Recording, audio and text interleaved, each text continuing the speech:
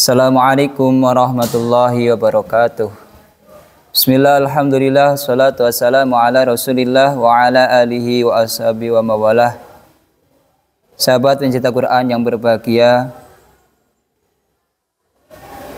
kita akan membahas tentang hati dan kolbu.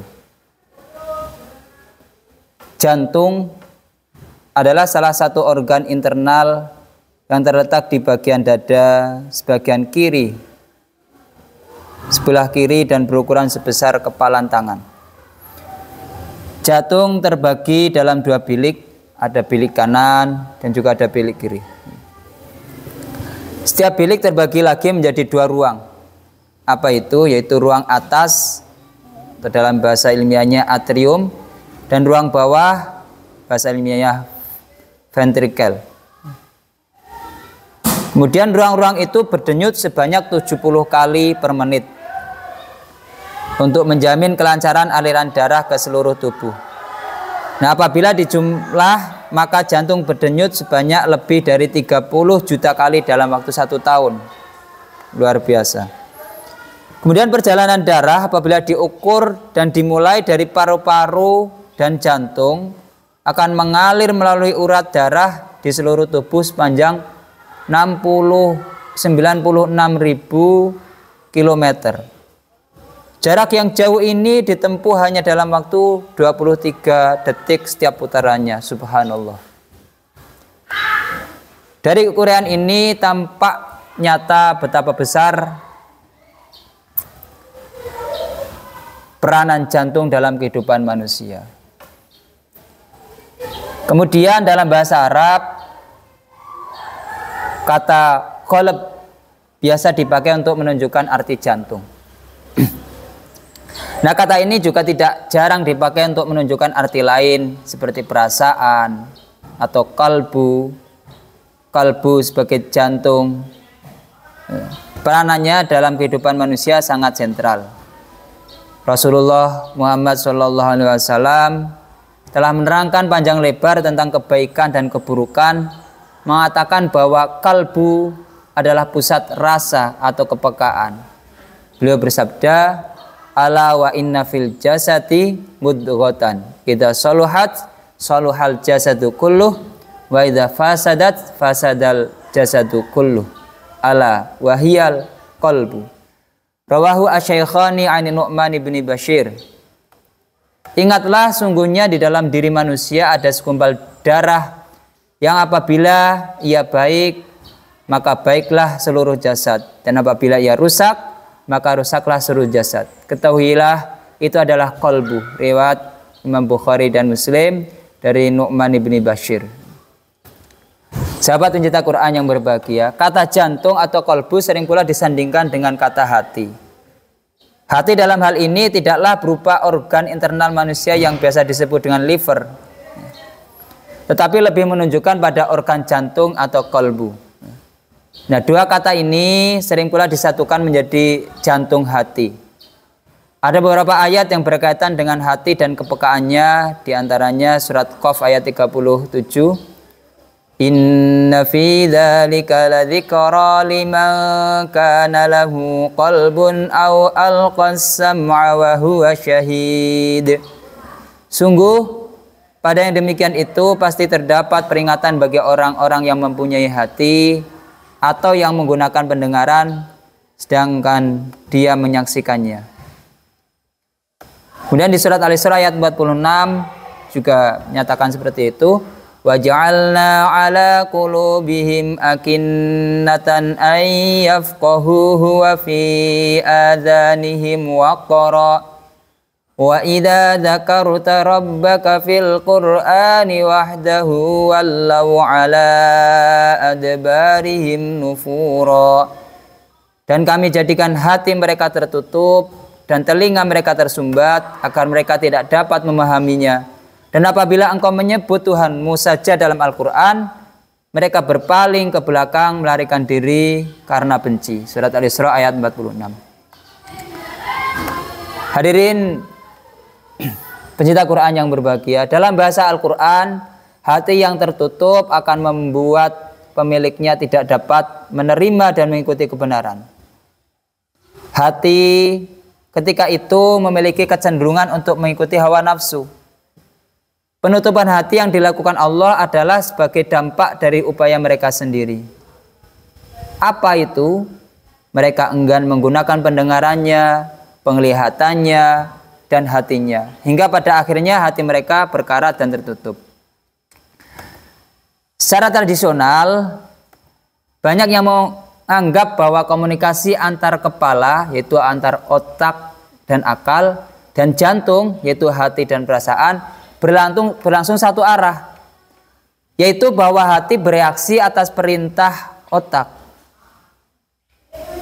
Nah, barulah akhir-akhir ini terungkap bahwa komunikasi antara hati dan otak berlangsung sangat dinamis, terus menerus, dua arah, dan saling mempengaruhi. Coba kita lihat penelitian yang ada ini. Jadi penelitian mengungkapkan bahwa hati melakukan komunikasi ke otak melalui 4 jalan. Yang satu itu transmisi melalui saraf. Yang nomor 2 secara biokimia melalui hormon dan transmitter saraf. Dan yang ketiga secara biofisik melalui gelombang tekanan. Dan yang nomor 4 secara energi melalui interaksi gelombang elektromagnetik. Nah, keempat bentuk komunikasi ini mengakibatkan terjadinya aktivitas otak. Penelitian mengungkapkan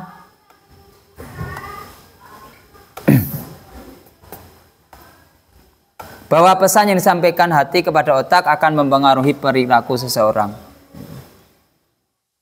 Nah, selama ini diperkirakan bahwa medan elektromagnetik hati adalah medan terkuat yang dimiliki manusia. Medan ini tidak hanya mempengaruhi setiap sel yang ada dalam tubuhnya, tetapi juga mencakup ke segala penjuru ruang di sekitarnya. Kuat dugaan, medan elektromagnetik adalah pembawa informasi yang sangat penting. Bahkan terbukti bahwa medan elektromagnetik seorang dapat mempengaruhi kinerja otak orang lain. Kemudian ilmu pengetahuan telah membuktikan bahwa hati berdampak pada kemampuan berpikir otak. Juga memberikan pemikiran dan perasaan pada otak yang pada gilirannya akan mengatur perilaku seorang. Nah, ketika Allah mengecap orang kafir yang berhati keras sebagai orang yang berpenyakit hati dan tidak memiliki pengertian, dia juga berbicara tentang kemampuan hati secara fisik untuk mengerti dan menerima. Selanjutnya Allah juga menginformasikan lebih jauh tentang kemampuan hati untuk menyimpan memori dan rahasia. Sebagaimana firman-Nya surat Ali Imran ayat 4 yang artinya kemudian setelah kamu ditimpa kesedihan, Dia menurunkan rasa aman kepadamu berupa kantuk yang meliputi golongan dari kamu. Sedangkan segolongan lagi telah dicemaskan oleh diri mereka sendiri. Mereka menyangka yang tidak benar terhadap Allah seperti sangkaan jahiliyah. Mereka berkata, adakah sesuatu yang dapat kita perbuat dalam urusan ini? Katakanlah Muhammad, sungguhnya segala urusan itu di tangan Allah. Mereka menyembunyikannya dalam hati apa yang tidak mereka terangkan kepadamu.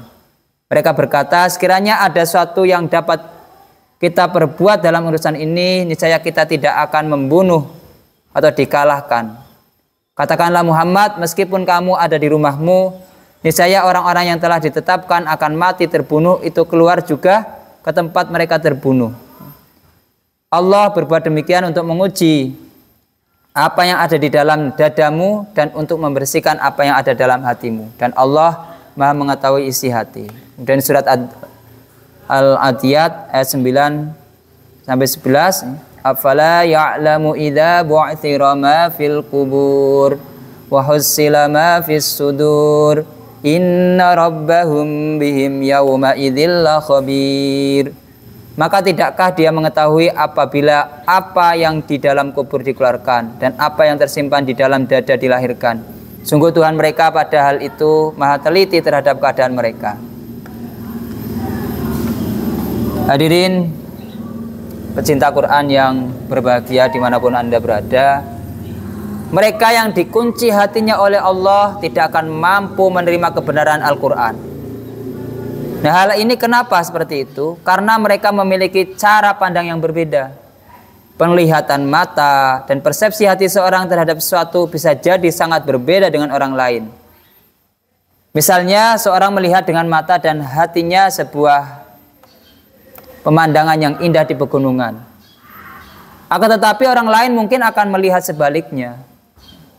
Pendapat dan perilaku psikologis seseorang sangat mempengaruhi penerimaan dan apresiasi tentang sesuatu. Itulah sebab Allah berfirman, "Inna fi dzalika ladzikra liman kana lahu qalbun aw alqas sam'a wa huwa syahid."